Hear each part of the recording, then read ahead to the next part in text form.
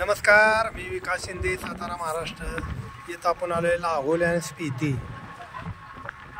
Lahaul and Spiti म्हणजे हा जो समोर दिसतोय त्या पहाडामध्ये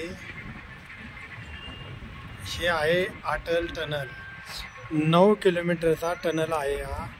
आणि हा इथून मनालीच्या तिथून मनालीपासून 24 किलोमीटरच्या अंतरावर अलीकडे हा टनल आहे. आणि हा इथून लाहोल स्पिती म्हणजे स्पिती जिल्हा हा चाललेला हिमाचल प्रदेश.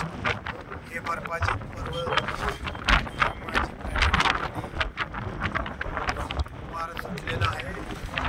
इतकं पर्यटक आहे काय बोलाय नको.